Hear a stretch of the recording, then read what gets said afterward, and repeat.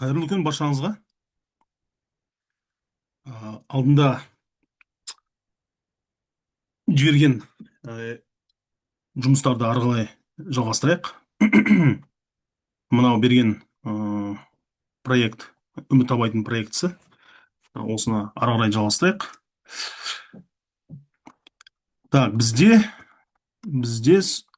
жалпы осы жұмыс істеп жатқан аймақпен, яғни Алматы облысы бойынша основалардың бәрін бітірдік. Ол деген сөз бізде елді мекендер, өзендер, көлдер, жолдар, сосын шекара, яғни аудандар, біздер осының бәрін оцифровка жасадық. Енді мына жерде байқап отырғанымдай, кейбір мына ненің көлдің атауы, мысалы мына жақта Қапшағай бөгені деген, мысалы Балқаш көлі деген, ол бізде жазу енді былай полный экстентте көрінбей тұр. Оның бәрін біздер кейін түзей жатамыз. Белгілі бір масштабқа, яғни бір форматқа, сосын масштабты таңдап алғаннан кейін жазуларын міндетті түрде түзейміз. Әзірге бізге не істеу керек болды? Нысандардың аттарын жазып, оларды карта бетінде шығару керек болды. Біздер енді келесі жұмысты жалғастырамыз. Біздегі мақсат, егер көңіл аударған болсаңыздар, мына жерде қазір мына Алматының несін табайық, растырын.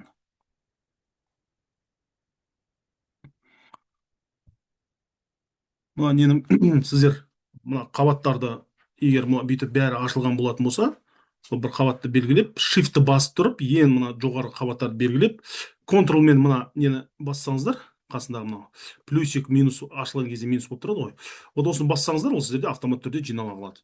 Немесе сіздер осыны жинап алғаннан кейін қайтадан барып мынау контролды басып, тичканы бассаңыздар, бүкіл солар сіздерде өше қалады.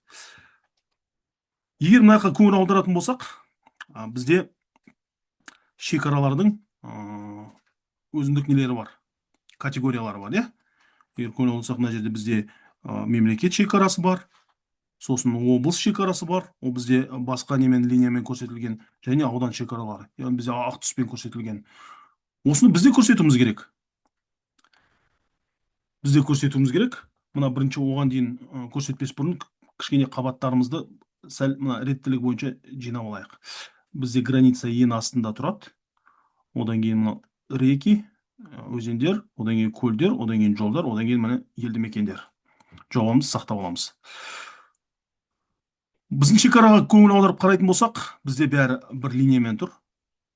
Енді оны бізге жаңағы мемлекет шекарасы, мемлекеттік шекараның түсі ретінде көріну керек, облыс шекарасы облыстың түсі ретінде көріну керек, және аудан шекаралары аудан шекарасының түсімен көріну керек. Бірақ бізде мынандай бір сұрақ туындайды. Егер мен мына жерде қандай да бір полигонды белгілесем, сосын картаны қоссам, мына жерге қарайтын болсақ, мына аралықта менде мемлекет шекарасы өтіп тұрды, бірақ мына жаққа облыс қана кетіп тұр, мына жерде аудан шекарасына кетіп тұр. Бірақ полигонның өзін белгілесек, түгелінде белгілеп тұр. Бұндай жағдайда не істейміз? Бұндай жағдайда бізге не істеуіміз керек? Полигондарды сызықтарға айналдыруымыз керек. Ол қалай істеледі? Себебі біз мына тұрған жағдайда оны белгілей алмаймыз. Себебі бізде мынау әрине мынау сыртымен сызықпен көрініп тұрса да, егер бұны түспен боятын болсақ, толықтай полигон белгіленіп тұр. Мынау бізде белгілен десек, никак белгіленбейді. Себебі бұл сызық емес. Сондықтан осы полигондарды сызыққа айналдырудың жолдары бар. Ол үшін ArcToolbox инструменттер жинағын ашамыз.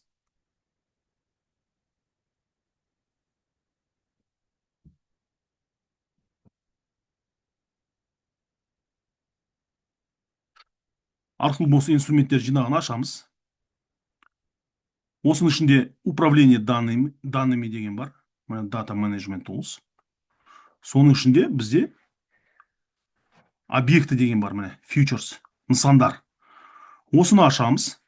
Енді біздер мына нені белгілеу үшін біздер шекараны жаңағы айтқандағыдай полигонмен белгілей алмаймыз ғой. Бірақ өйтіп жеке белгілейтіндей бізде қабат жоқ басқа. Қалған бәрі өзіне сай, әрбір нысан өзіне сай қабаттар бар. Мысалы өзендер, көлдер деген сияқты. Сондықтан біздер шекараны белгілеу үшін жеке бір қабат жасаймыз. Яғни полигонды сызыққа айналдырамыз. Мынаның ішінде қарасаңыздар, жаңағы объектінің ішінде бізде полигон toolline деген бар. Яғни мына полигондардың бәрін сызыққа айналдырып жібереді. осыны екі рет шертіп ашамыз. Мына жерде егер байқасаңыздар, әрқашан қандай да бір инструментті қоспасаңыздар да, мына оң жағында түсініктемесі жазылады. Міне, ол түсініктемені сіздер мына жауып тастай аласыздар. Немесе мына жақта show help деп тұр. Мынау нені справочникті аша аласыздар. Осы справочникті ашамын, сонда осы жерде қысқаша түсініктемесі жазылады. Осы инструменттің неге жауап беретіндігі жайлы. Вот. Енді мына жерде кіріс нысанға біз жаңағы өзіміздің шекараны көрсетеміз, граница. Енді шығысында өзі автомат түрде көрсетеді, иә? Алдындағы айтқандағыдай, жаңағы арттулбоста қандай инструментті қоспасаң, сол инструменттің жаңа функцияның несі аты аяқ жағына өзі қосылып жазыла қалады. Біздегі жағдай ол граница to полигон. Осыны белгілеп аламыз да, жаңағы өзіміздің базамызға сақтаймыз. Жоба, вектор, основаның ішіне кіргіземіз. Так, осыны салғаннан кейін бізде орны ауысты. Енді окей басамыз.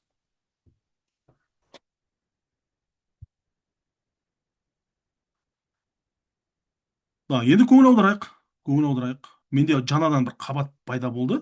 Бірақ ол менде сызықтық қабат, міне. Сызықтық қабат. Мына границаны өшіретін болсам, енді мен мына ішін белгілесем, бұл белгіленбейді. Себебі бұл менде уже полигон емес. Бұл менде сызықтар. Міне байқадыңыздар, иә? Бұл бізде сызықтар. Бұл деген сөз, біз әрбір шекараларды статусы бойынша жеке белгілеп, оларға категория бере аламыз. Ол үшін начать редактирование. Мына көзге көріну үшін бір сары түске бояп қояйық. Сосын шекарасын 2 деп қояйық. Енді астына жаңа картаны қосайық та, шекара, жаңағы облыстық шекара мен мемлекеттік шекараның өтетін, облыстық шекараға өтетін несін табайық, нүктесін. Так, мына белгілейміз. Міне мынау шекара битіп ары қарай Жамбыл облысымен жалғасып кетті. Бұл облыстық шекараға кірді. Біздер енді алдындағы редакторлау негіздері бойынша не істей аламыз? Бұл сызықты 2-ге бөле аламыз. Міне бізде мына жақта split tool бар. Split toolды аламыз да, мына жаққа баса қалсақ, менде мынау 2 сызық болды. Так, мына сызықтардың бәрін кейін біздер біріктіреміз. Енді мына Алматы облысы мен Жетісу облысы жағы шекарасына барайық. Осы жерде белгілесек, дәл сондай жағдай осында да болып тұр. Ол үшін мына сплитті аламда қайтадан 2-ге бөлем. Так, 2-ге бөлдім. Енді қараймыз. Мына сызық, shift пен 2-ін белгілеймін. Мына сызық, сосын мына полилиния сызықтар бізде мемлекет шекарасы болып тұр. Мына даже картаны қоссам да, ол менде көрініп тұр. Мемлекет шекарасы. Осыны аламын да біріктіріп жіберемін. Editor, merge. Міне, енді белгілесем, менде бұл шекара белгіленді. Так, ары қарай облыс шекарасын анықтауым керек. Мына облыс шекарасы, мына облыс шекарасы, осы, мынау и мынау. Бұл менде облыс шекарасы, міне. Осыларды да біріктірем. Слияние жасап жіберем. Merge. Окей. Сонда мынау бөлек, мынау бөлек. Облыс шекарасын белгіледік. Енді ішіндегісін, мен мына жердегі мынау негізі нысандарды белгілеудің өздерінің жолдары бар. Нысандарды мысалы мына тұрған немен алатын болсақ, ол бізде әрқашан мынандай квадратик қылып белгілейді. Ол кейбір жағдайларда бізге ыңғайсыздық білдіреді. Сондықтан мына жерде мен кішкентай үшбұрышты басу арқылы бұны ректангл емес, яғни полигон арқылы белгілей аламын. Міне полигон арқылы белгілесем, бұл менде бүйтіп полигон арқылы белгілеуге мүмкіншілік береді. Осыны мен полигон арқылы ішіндегісін бәрін белгілеймін. Ішіндегісін бәрін белгілеп алдым. Аудандық шекараларды. Енді осы аудандық шекаралардың бәрін өзіме белгілеп, біріктіріп аламын. Болды, менде енді 3 қана шекара. Міне 1, 2, 3. Енді осының категориясына атрибуттық кестелеріне кіріп, несіне қараймын? Объектілерге қанша объект. Бірақ менде мына жерде 4 объект екенін көрсетіп тұр. Бірінші мемлекеттікті көрсетіп тұр. Екіншісі, міне белгілесем, қараңыздаршы, мына белгілесем, міне мына жақта бір кішкентай не белгіленіп тұр. Яғни қалып қалған деген сөз. Осыны мына жерде үлкейтем. Аудандық шекараларды, жаңағы аудандық шекараны белгілеп тұрып, екеуін қайтадан қосып жіберемін. Болды, менде мына жақта үш объект қалды. Так, бірінші мемлекет шекарасы, облыс шекарасы, және үшіншісі міне аудан шекарасы. Редакторды өшіремін. Енді маған әрине бұларды түспен шығару үшін категорияға бөлу керек. Категорияларға бөлу керек.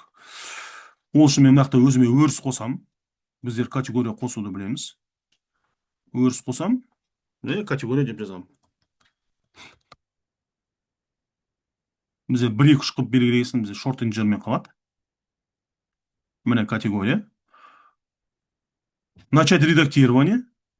Мемлекет шекарасына мына жерге бір дегеннен беремін, немесе мына жерден бере алсаңыздар болады, иә. Біздер алдында айтып едік, мына жақта атрибут деп жеке қоса аламыз. Так, мемлекет шекарасы бізде бірінші категория. Екінші категория менде облыс шекарасы, және үшінші категория менде аудан шекарасы. Және осыларды белгілеп алғаннан кейін символын жоғарып түс арқылы шығарамыз. Так, мынаны өшіре салайық. Қайтадан. Свойства. Symbology. Категории. Және мына категориядан міндетті түрде категорияны көрсетеміз де жаңағы үш сызығымыз шығарамыз. Енді әркім шекараны белгілегенге де түстерін таңдауымызға болады.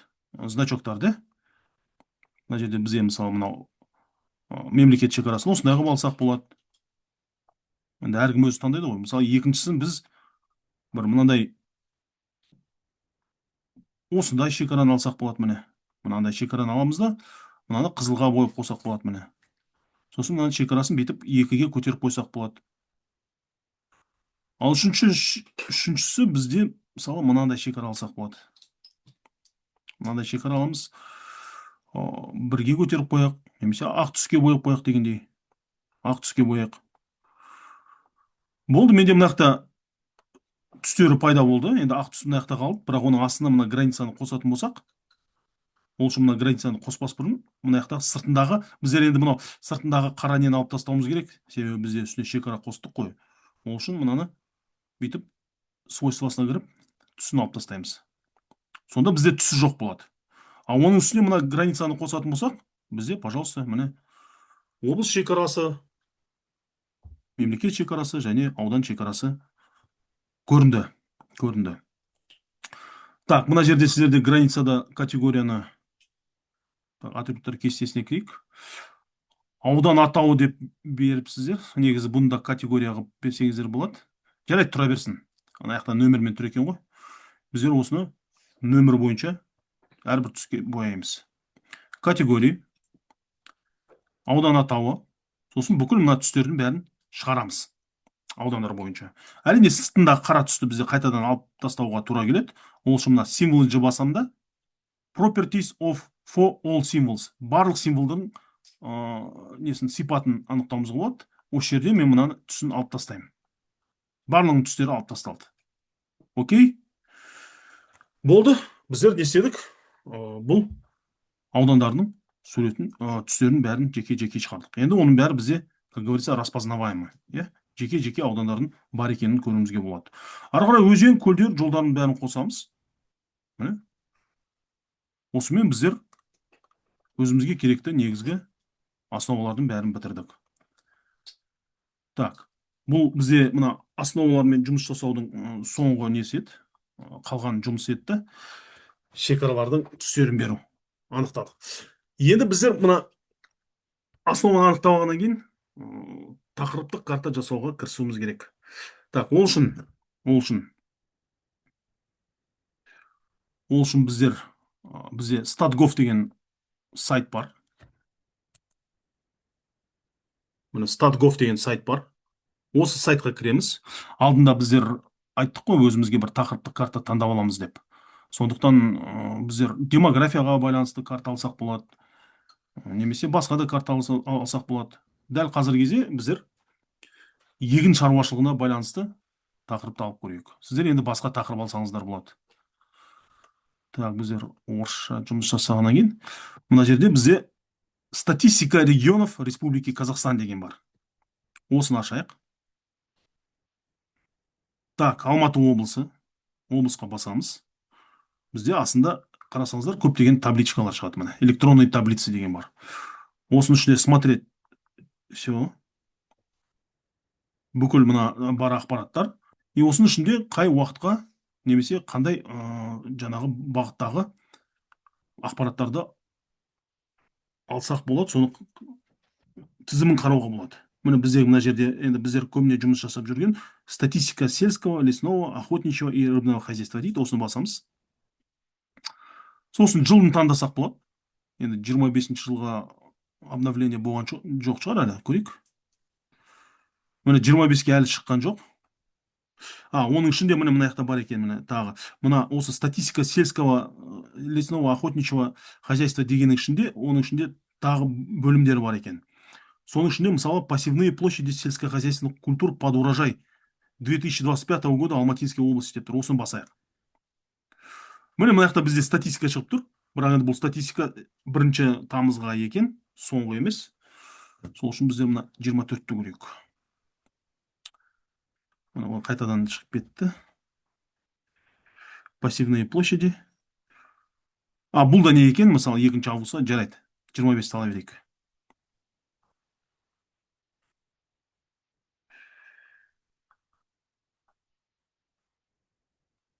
Так, жанымыз ауысып кетті ғой. Назад, назад, назад, назад.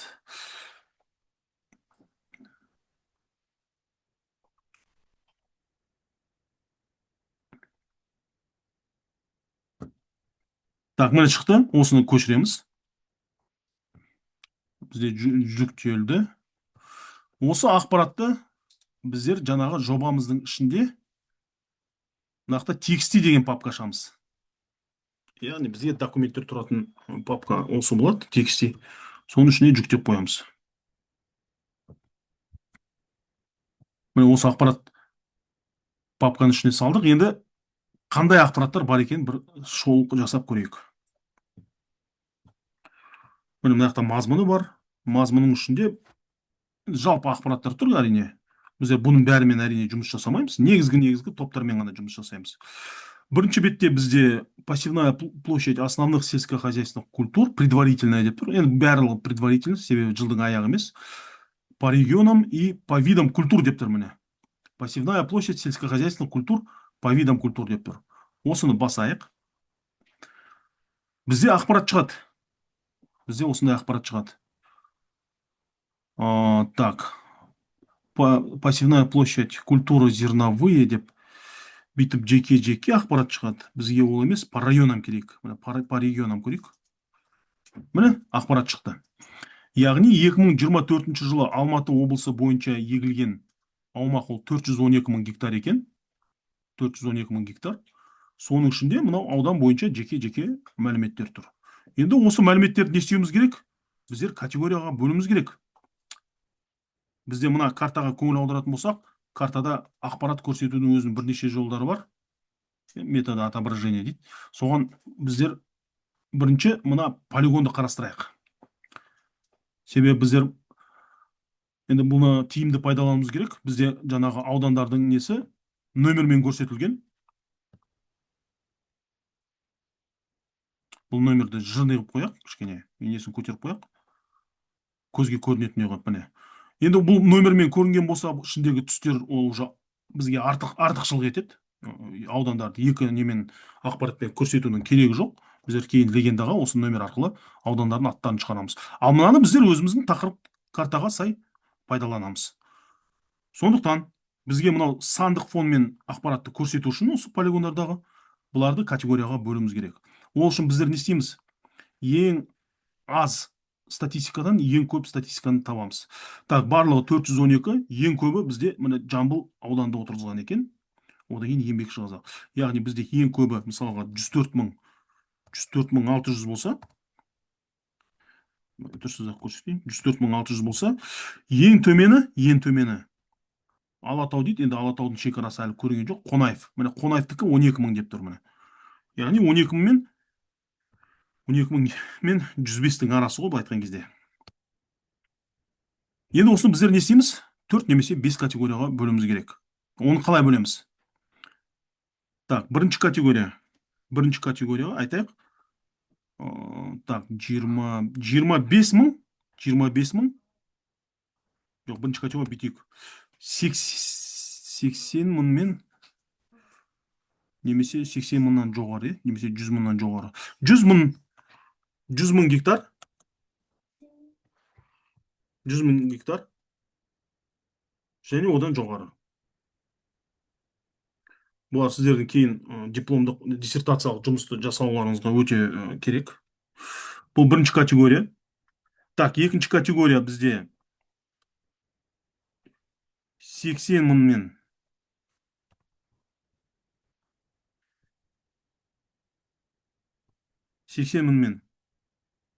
100 мыңның арасы. Үшінші категория 80 мың мен емес, 75 мыңнан дейік міне. Біз 4 категорияға бөліп отырмыз ғой, 5 емес. Үшінші категория менде 50 мың мен 75 мың гектар арасында.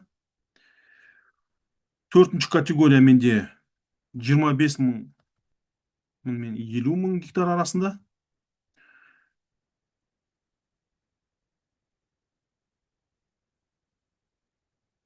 Беске кетеді екен даже. 5 бөлінген. 100 мыңнан жоғары, иә, 5ке кетеді екен. Және бесінші категория бізде 25 мың және одан төмен. Және одан төмен.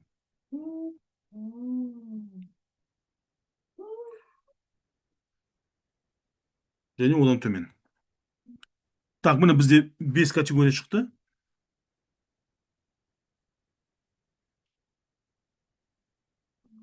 Осы 5 категорияны біздер не істейміз? Көрсетуіміз керек картада. Так, бірінші категория бізде қайсысы жатады?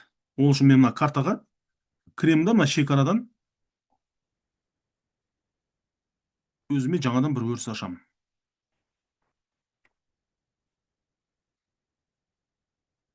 Өріс ашқан кезде менде мына жерде Егіс ауданы. Егіс ауданы. Так.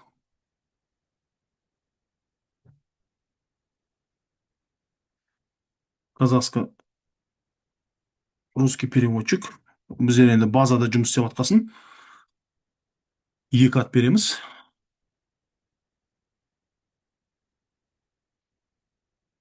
Пассивные площади. Міне. Бүйтейік. Пассивные площади.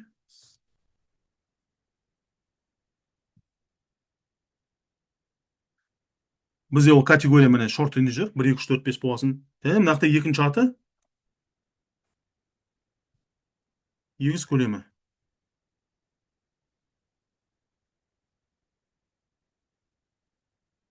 Егіс көлемі. Так, міне егіс көлемі шықты. Мынаны былай кішірейтіп алайын. Бізге көрініп тұрсын. Сосын мына Excel-ді да кішірейтіп тастайын.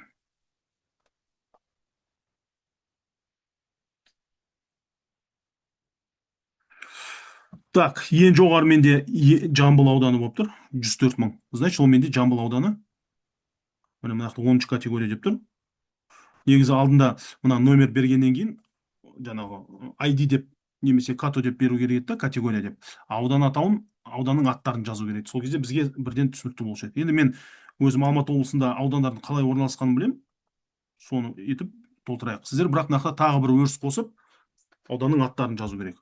Так, Жамбыл ауданында менде бұл бірінші категория болады. Начать редактирование. Бірінші категория. Еңбекші қазақ ауданы менде екінші категория болады. Еңбекші қазақ ауданы дегеніміз ол мынау. Бұл екінші категория болады. Так.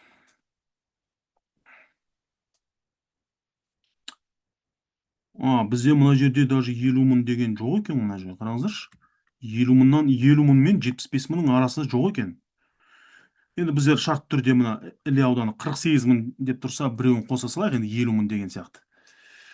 Міне Іле ауданы 50 мың бола қойсын. Үшінші категория. Сосын төртінші категория 25 мың мен 50-ның арасы. Балқаш менде төртінші категория. Сосын так, Балқаш Кеген ауданы. Бізде мына жақта Кеген мына бөлініп кетіп не қылыпты ғой, қосылып тұр екен ғой. Бізде қазір Кеген ауданы мен Райымбек ауданын екеуін бөліп тастап еді ғой, мынау ескі карта болғасын. Онда мына екеуін қосып санайық. Мына Кеген ауданы және Райымбек ауданы. Міне екеуін қоссақ 29 мыңға 40 мың 69 70 болып тұр. Как раз осы үшінші категория болып тұр екен міне. Үшінші категория болып тұр екен. Онда жаңағы ілеміз төртінші категория болып қала берсін. Ары қарай Қарасай ауданы 24 мың, ол бізде вообще бесінші категория. Мына Қарасай ауданы менде бесінші категория.